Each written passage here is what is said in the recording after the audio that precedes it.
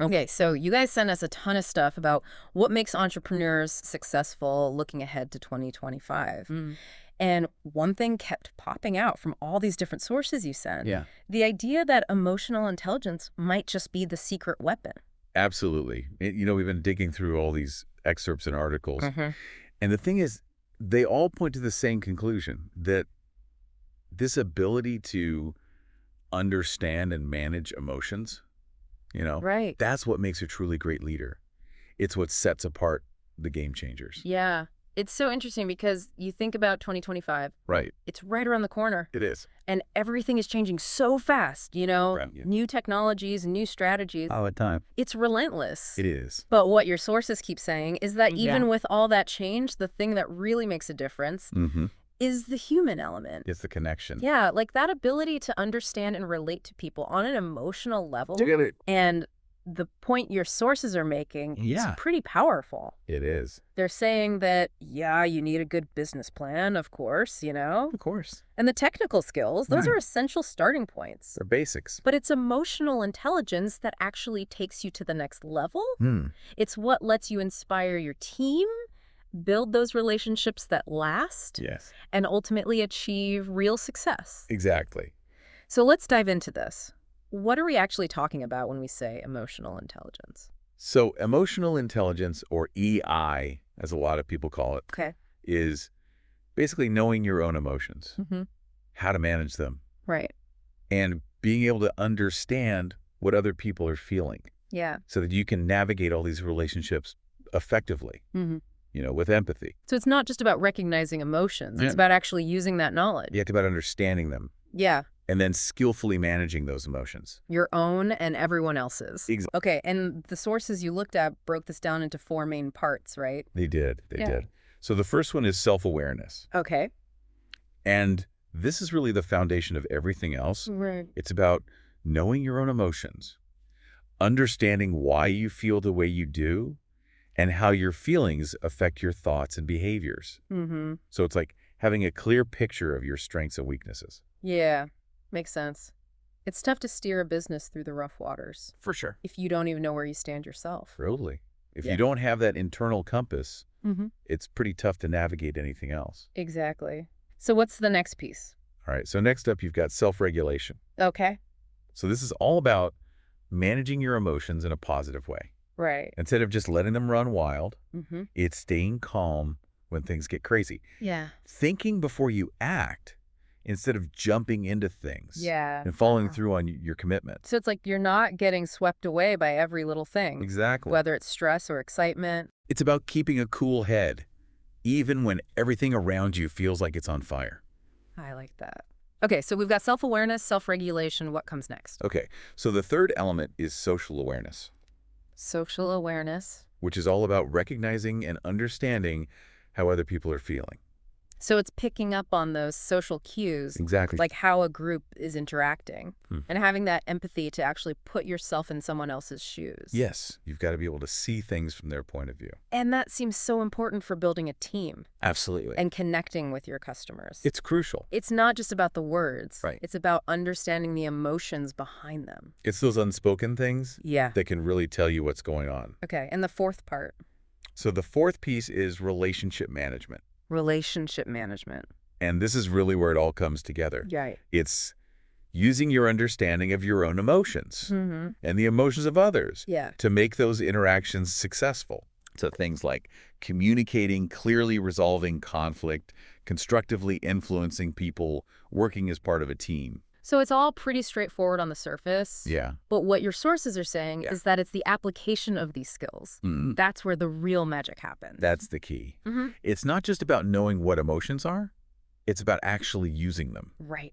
In real world situations. in real life. And this becomes even more important when we think about 2025. Absolutely. Yeah. As technology automates more and more tasks, Mm-hmm. those uniquely human abilities, Mm-hmm. like connecting, empathizing, collaborating, Right. those are going to be the things that really set people apart. And your sources are saying that entrepreneurs need to be ready for that. Oh, yeah. They need to really focus on building those meaningful relationships. It's not just about transactions anymore. Right. It's about creating loyalty and trust. With employees, customers, all stakeholders. Everyone. And the sources actually use a really interesting example of this with Satya Nadella at Microsoft. Can you tell us a little bit about that? Sure. So the sources you sent describe Microsoft before Nadella took over. This was like 2014. Yeah, back in 2014. Okay. And back then, the company was facing a lot of internal competition, Yeah. and innovation was really slowing down. It wasn't the same powerhouse it used to be. Right. It was kind of stagnating. Yeah. And what Nadella did was he made a really conscious effort to prioritize empathy and collaboration. Interesting. He opened up communication channels Mm-hmm. and really started valuing different perspectives within the company. So it wasn't just talk, it was actually changing the way they did things. Absolutely. It was a fundamental shift in their culture, Like encouraging teams to work together across different departments. breaking down those silos. And it worked. It did. Your sources highlighted the incredible growth and all the innovation that Microsoft has seen under Nadella. Right. It's a perfect example of how focusing on the human element by building a more emotionally intelligent culture can actually lead to real business success. So emotional intelligence isn't just about being nice. No, not at all. It's about creating an environment where people feel valued, heard, and empowered. That's what it's all about. And that's what drives innovation and growth. Exactly. So we've talked about what emotional intelligence is, Yeah. why it's so important, Yeah. especially as we head towards 2025. Absolutely. But how do entrepreneurs actually develop these skills Yeah, that's the big question, right? in themselves and their teams? Luckily, your sources had some good advice on that. Let's start with active listening. Okay, so active listening is absolutely crucial. Okay. The sources describe it as really focusing on what someone is saying, grasping their message, responding thoughtfully, and remembering the key points, Why is that so effective? because it builds trust. When someone feels like you're really listening to them, they feel valued and respected. And that leads to more open and honest communication. For sure. And the sources gave some really concrete tips on how to do this. Yeah, like avoiding interrupting, Right. maintaining eye contact. And summarizing what the person said to make sure you understand. Yeah, so it sounds simple, Mm-hmm. but it actually takes real concentration. Yeah. Being present in that moment. Got to be present. And they gave a great example Oh, yeah. of Richard Branson. Richard Branson, who's known for being a fantastic listener, Right. and he credits a lot of his success to that ability to really understand what people need and what their concerns are. Next step is cultivating empathy. Empathy. This is a big one. This feels like the heart of emotional intelligence. It's at the core. Your sources define empathy as the ability to understand and share the feelings of another person. Right. It's putting yourself in their shoes and actually feeling what they're feeling. And that's huge for problem solving Absolutely. And for resolving conflict. because you can see the situation from both sides. Right. You're not just stuck in your own head. So how can we actually work on developing empathy? So the source is just a few things. Okay. One is making a conscious effort to imagine yourself in someone else's situation. Right. Like actually asking yourself, how would I feel if I were them? And they also recommend practicing mindfulness. Yeah. Which helps you become more aware of your own emotions, Right. which then makes it easier to recognize and understand how other people are feeling. And the example they used here is Howard Schultz at Starbucks. Right. He was really focused on the well-being of his employees. Yeah. He offered things like comprehensive health benefits and stock options. And the sources say that this came from a genuine understanding of the challenges that his workers faced. He understood what it was like to be in their position. And that's empathy in action. It wasn't just a business strategy. It was a genuine desire to support his employees. Okay, let's talk about developing self-regulation. Self-regulation. This seems especially important for entrepreneurs. Well, for They're dealing with high-pressure situations all the time. constantly. And your sources emphasize that self-regulation is the ability to manage those emotions effectively so you can make good decisions, Right. You don't want your emotions to hijack your thinking. even when you're stressed out. Exactly. So what are some things people can do to improve their self-regulation? So the sources recommend things like deep breathing exercises, Okay. mindfulness, meditation, journaling. To manage stress, Right. And learning to pause before you react. especially when you're feeling really emotional. Yeah.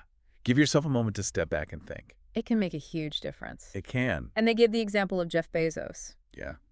He's known for being pretty calm and collected, Even when things are crazy around him, even under intense pressure. the sources suggest that this is a key part of his leadership style. It allows him to think clearly and make strategic decisions. Okay, so we've got active listening, Yep. empathy, Mm-hmm. self-regulation. No. What's next? So next up is enhancing social awareness. Social awareness. It's closely related to empathy. But it's more about understanding the emotions of a group.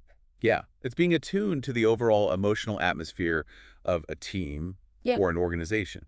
So you're picking up on those nonverbal cues, the Yeah. general mood of the group, sensing any tension or conflict. It's like having emotional radar. And this is super important for teamwork Absolutely. and leadership. You can't lead effectively if you don't understand how your team is feeling. So how can we get better at this? So the sources suggest paying close attention to those nonverbal signals like facial expressions, posture, tone of voice. It's all about reading between the lines. And getting feedback from your team. Both formally and informally. It helps you stay in tune with the emotional climate. And they use the example of Indra Nooyi at TEPTICO. Oh, yeah. She was great at this. She was known for being able to read a room. She could tell what people were feeling even if they weren't saying anything. And she adapted her communication style accordingly. She was a master of social awareness. Okay, so that's active listening. Yep.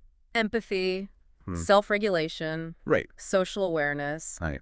Last but not least, We've got relationship management. relationship management. This is where all the pieces come together. Strong relationships are the backbone of any successful business. Totally.